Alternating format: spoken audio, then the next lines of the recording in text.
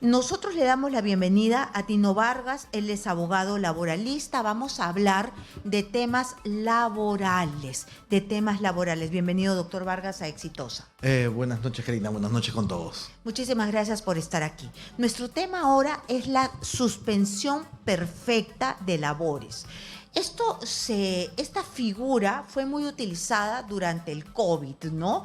Durante la pandemia. ¿Todavía sigue vigente? Sí, inclusive mucho antes del COVID había el marco regular, que era la Ley de Productividad y Competitividad Laboral, y se asociaba mucho a fenómenos como el fenómeno del Niño. Porque recordemos que en el año 2018 hubo toda la inundación del norte y muchas empresas tuvieron que recurrir a esta figura para suspender labores porque les resultaba materialmente imposible seguir dando sus actividades.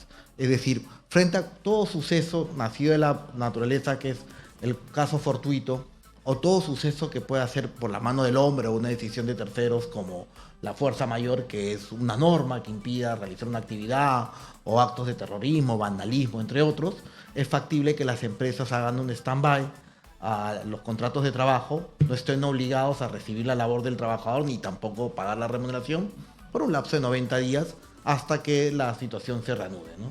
Esta es la suspensión perfecta, es decir, un caso extraordinario y la empresa puede decir: voy a mandar a mis trabajadores a descansar en stand-by, queda todo congelado, pero yo como empleador no estoy obligado a pagarte.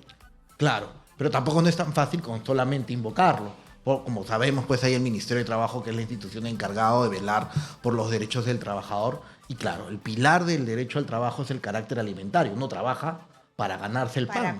Para comer. Por supuesto. ¿Cuáles son estos presupuestos que tiene que cumplir una empresa para invocar esta norma? Porque no se puede invocar de la noche a la mañana, como usted me está diciendo, y además es simplemente porque a la empresa se le ocurre. Exactamente. Primero, demostrar que existe el caso fortuito, el fenómeno de la naturaleza, que escapa a la voluntad del hombre o la fuerza mayor, algún hecho predecible, pero imposible de mitigar. Claro, ¿No? Inmanejable, no lo pueden manejar. Y tiene que acreditarlo. Una vez que decide hacer un stand-by en las relaciones de trabajo, hay que informarlo en un plazo inmediato a la autoridad de trabajo, la cual tiene un plazo de 6 días para realizar la verificación. Si no realiza la verificación en esos 6 días, se presume que lo que dijo el empleador es cierto. Pero la autoridad de trabajo tampoco no es que se queda con los brazos cruzados. Prácticamente en un plazo de 2 o 3 días va a verificar en los hechos que el fenómeno o la situación existió y se dio. Para casos como el fenómeno del Niño, creo que no hay mucho que verificar porque es un tema casi conocido por todos, pero para temas menores, como un vandalismo, cosas así, o un incendio, algo que sea no manejado, la autoridad de trabajo va a hacer la verificación. Es decir, en una empresa que sigue funcionando, el empleador no te puede decir: ¿sabes qué? Tú, fulanito, te vas a suspensión perfecta porque este mes no te quiero pagar y los próximos 3 meses no te puedo pagar. Así que tú, fulanito de tal, te vas a suspensión perfecta y todos los demás siguen trabajando. No, tampoco no podría decir, digamos, ese caso es mucho más, pero podría decir: mis clientes no me pagan, tengo una cartera de 100 facturas que no me pagan, nos vamos a suspensión perfecta. No, no es factible. No es Tiene que ser un hecho impredecible y ajeno a la voluntad. Claro, eso no es producto de un desastre natural, ni vandalismo, ni terrorismo. Tiene que ser bajo esos presupuestos. Exacto, y no solo ello, puede darse el supuesto, pero la autoridad de trabajo hace un segundo filtro. Es si todo el equipo humano o toda la empresa realmente tiene que suspender o ciertas áreas en específico. A modo de ejemplo, puede ser que el área de operaciones suspenda, pero no el área administrativa, el área de contabilidad, la cual tiene que seguir funcionando, entre otros. Es decir, no necesariamente es que toda la empresa se va a suspender, sino las áreas que irremediablemente tengan. Ahora, antes de aplicar la suspensión, el empleador tiene que tomar medidas previas menos dañosas o menos graves para no afectar este carácter alimentario, como programar vacaciones vencidas, después programar vacaciones adelantadas, y el plazo de suspensión nunca es mayor a 90 días. Vamos a recibir la primera llamada. El plazo de suspensión nunca es mayor de 90 días. Apunten. Bienvenido, Exitosa. Buenas noches, señorita Karina. Una Hola, consulta buenas al noches. doctor Buenas laboralista. noches. Es Adelante, sobre un por caso favor. de despido fraudulento. Un caso de despido fraudulento, ¿no? ¿Qué recurso procede, doctor, cuando ya ha pasado prácticamente un año en que la entidad pública no, digamos, resuelve el caso, emite una resolución, porque ya este caso, ¿no?, ha sido una apelación de despido fraudulento, luego el Tribunal Servil se pronunció dando la nulidad de ese despido, pero le dijo a la entidad que tiene que pronunciarse por una nueva resolución. Ha pasado bastante tiempo, casi 6 meses así, no, se mandó carta notarial y aún así sigue demorando la entidad en emitir resolución de acuerdo al ordenado por el Tribunal Servil. ¿Qué viene ahí, doctor, después de casi un año de todo este lapso de tiempo? ¿Qué recurso procede, doctor? ¿Una denuncia penal por omisión? ¿Una oída a la vía constitucional? Doctor, por favor, quisiera que me oriente. Muchas gracias, doctor. Buenas noches. En este caso sí, corresponde una denuncia penal por omisión, porque ya hay un mandato expreso del Tribunal de Servir disponiendo una orden expresa para el equipo de recursos humanos de la institución. Al no darse esto, prácticamente se puede proceder con la denuncia, ¿no? Ujú. ¿Y no hay un mecanismo más expedito, más rápido para que no tenga que esperar el año que ya pasó y ahora un proceso penal? Es que en realidad, a ver, lo que podría iniciarse es otro proceso judicial, aunque parezca lamentablemente, no hay una forma de autotutelarse, de uno entrar a la institución y coger su escritorio y sentarse. Siempre la fuerza está controlada por el Estado en sí mismo, ¿no? Si no es factible, si el tribunal no es ir al Poder Judicial y accionar para que se cumpla el mandato, ¿no? Y que a través de la fuerza pública se disponga a ello, ¿no? De acuerdo. Entonces, usted nos decía que esta suspensión perfecta no puede ir más allá de los 90 días. Correcto, ¿no? Ahora, podría pasar que el desastre es de tal naturaleza que la empresa le resulte materialmente inviable reanudar labores, es decir, digamos, es un huaico y un desastre y prácticamente arrasó con toda la planta. Ahí es factible también que la empresa varíe de la figura de la suspensión a la terminación colectiva de los contratos de trabajo. También es factible, ¿no? Pero tiene que ser un caso sumamente extremo y obviamente acreditado, ¿no? Ujú. Entonces, no es que esta medida o esta figura ha expirado. Esta medida, esta figura, esta forma de que las empresas tienen de gestionar cuando tienen problemas todavía existe y todavía se da, pero tiene un reglamento expreso para utilizarla. Sí, mire, la medida existe desde el año 90, que es la Ley de Productividad y Competitividad Laboral. Cuando se dio el problema de la COVID, algunas empresas al inicio trataron de recurrir a la suspensión de contratos bajo esta figura, pero por la coyuntura y por la magnitud es que el gobierno de turno determinó un decreto de urgencia, el 020, que determinó creando un mecanismo paralelo de suspensión perfecta, pero solo asociado a las empresas que estaban en una situación de paralización asociada a la COVID. Ahora, ya terminó la COVID, ese marco legal ya no resulta aplicable. El marco legal es el regular, el que ha existido desde la Ley de Productividad y Competitividad Laboral del año 97 al día de hoy, ¿no? ¿Y qué más dice ese marco? Porque nosotros solamente conocemos esa arista. Claro, el marco legal establece pues la suspensión de los contratos previa programación de vacaciones vencidas, adelantados. Una vez terminado se pueden programar o llevar otro tipo de acuerdos menos gravosos para el trabajador, que la medida sea acotada solo al equipo humano que resulte necesario y el deber de la autoridad de trabajo de hacer la verificación en el plazo de 6 días bajo procedimiento de considerarse aprobado tácitamente la solicitud del empleador. Si la autoridad de trabajo realiza la verificación y determina que lo indicado en la solicitud no se ajusta a la verdad o la medida ha sido impuesta a más del equipo humano que era necesario, procederá con reconocer los sueldos caídos por todo el tiempo que estuvo realizada la suspensión de manera ilegal.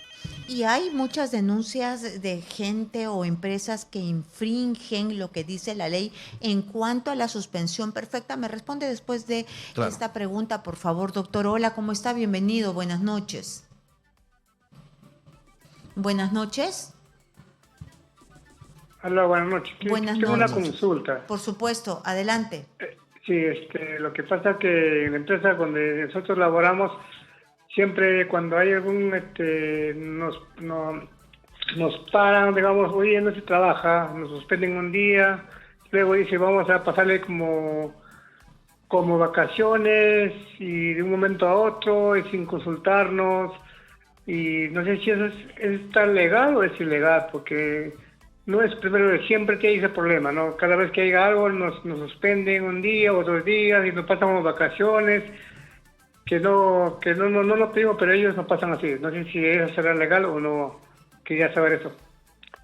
Lo que nos cuenta el señor es que los mandan de vacaciones Vacaciones. cuando la empresa quiere. Es muy importante la pregunta y creo que precisa para lo que estamos tocando, porque este marco del caso fortuito y fuerza mayor es tan excepcional que no todas las empresas pueden recurrir a ello. Y cuando no pueden recurrir, echan mano a veces a figuras ilegales como la que comenta el señor.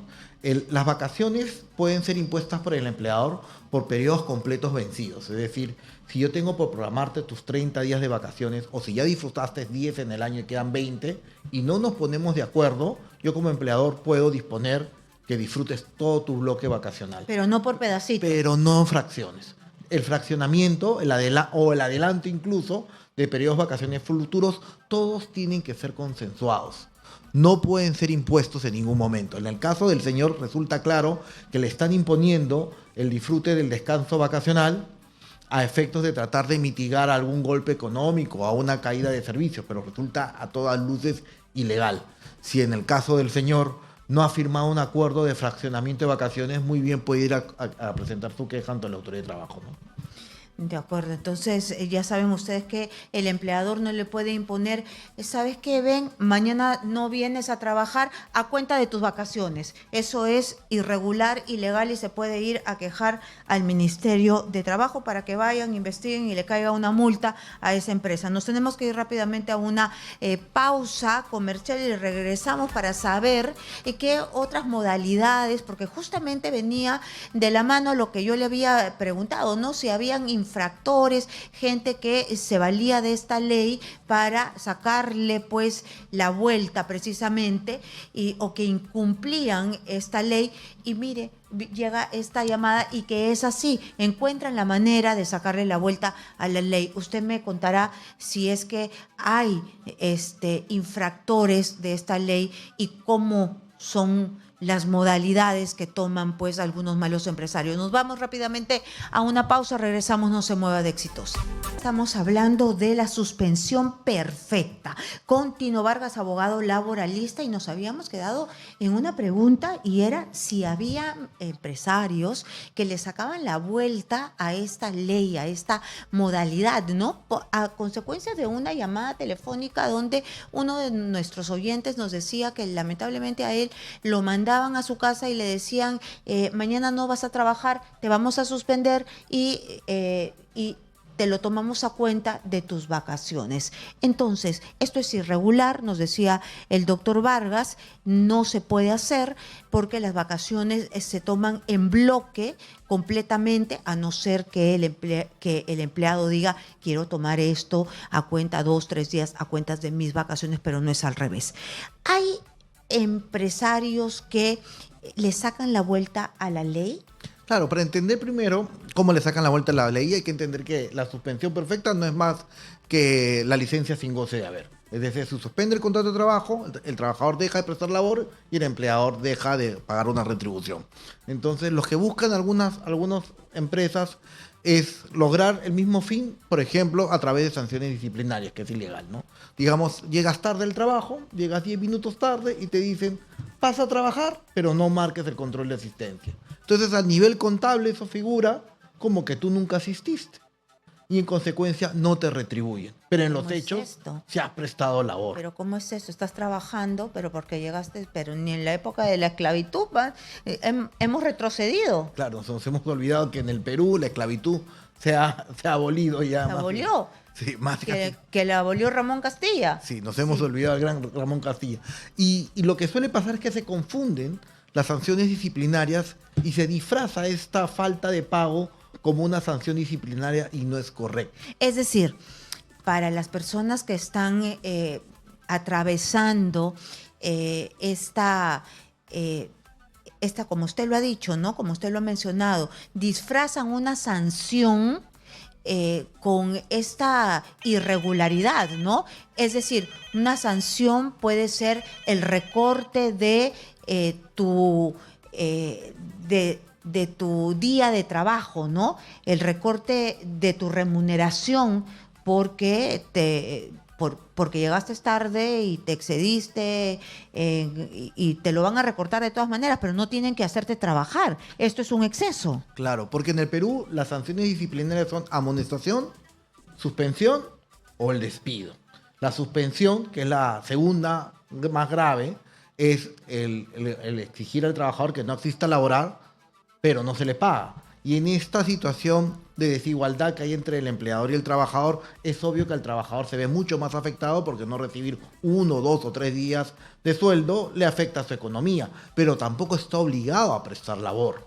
En cambio, en estas empresas que dicen que el trabajador supera el tiempo de tolerancia y lo hacen pasar a trabajar, pero le exigen que no marque el control de asistencia y ven un descuento, esto es a todas luces ilegal. Y contraviene cualquier supuesto de suspensión perfecta regulada en el marco legal peruano, ¿no? Claro. Tenemos una llamada. Hola, ¿cómo está? Bienvenido. ¿Y cómo está, doctora? Con el doctor. Por supuesto. ¿Qué tal? Adelante. Buenas noches. Sí, tengo una consulta, doctor. Buenas noches. Buenas noches. Soy pensionista, recién cesado el año pasado, el 2024. Ah, perfecto. Y me sale la resolución de cese ubicándome en la primera escala con 48 años de servicio. Y le hablo al profesor Reinaldo Morán. Muy bien. Sí, Es profesor, lo han ubicado en la primera escala de servicio. ¿Eso quiere decir con cuánto sueldo? Con 48 años de servicio y me sacan una pensión provisional de 2000. ¿En dónde? ¿En la ONP? ¿En la AFP? ¿En una institución estoy pública por estoy comprendido, doctor, 2530? en la 20530 Ya. ¿Y en qué institución? del Ministerio de Educación. Dale. ¿Pero en la ONP o en la AFP? En la misma institución, En la porque está ONP. en la 2530. Ah, en la misma institución. ¿Y cuánto y de cuánto es la pensión? La pensión me la sacan en 2.700, el 90% en 2.700. Luego me hacen una retención del 10% del RIN. Ok. Y me sale 2.511. Pero no me han ubicado de acuerdo al artículo 18 de la ley, ¿no? Donde dice que todo profesor pasando los 35 años de servicio es ubicado a una escala inmediata superior. O sea, en este caso me correspondería a la segunda escala. Sí, claro, si no se ha dado. Lo que para que todos, Sí, todos para los que oyentes todos entendamos. entiendan, hay distintos regímenes de pensiones. El privado, sistema que es la FP, el público, la ONP, pero existe uno que antiguamente era la cédula viva, que era de aquellos funcionarios públicos del régimen 276 que podían acceder a una remuneración equivalente a los trabajadores activos de la institución. Esto se llamaba la 2530. La 2530 que no se respeta para nadie. No, de ahí hubo una modificación de la Constitución y se dejó de establecer estos reajustes equivalentes a la remuneración del trabajador activo. Bueno. Y ahora lo que se hace son escuadros, escalas, como bien ha dicho el oyente, bueno, en el cual dependiendo de la categoría que tuviste cuando estabas en la relación laboral vigente o prestabas labor, se te ubica en un cierto cuadro de categoría. Los cálculos en qué cuadro estás dependen mucho del récord de servicios y la posición que ejerciste. Y eso depende de todo. Cuando el cuadro o digamos la categorización no se ajusta a ley, hay que interponer una impugnación ante la misma institución y en su defecto, si la institución deniega la misma, hay que ir a un proceso contencioso administrativo ante el Poder Judicial a impugnar esto. Lo bueno que las pensiones como tales son imprescriptibles, así que esta acción que tiene el señor es ilimitada mientras que, bueno, siga vivo, ¿no?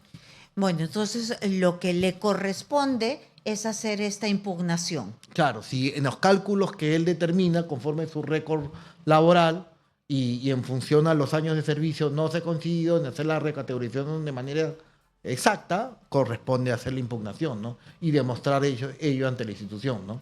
Salvo que la institución se haya pronunciado sobre el particular y el señor no haya impugnado esta resolución en el plazo que establece la ley, ¿no?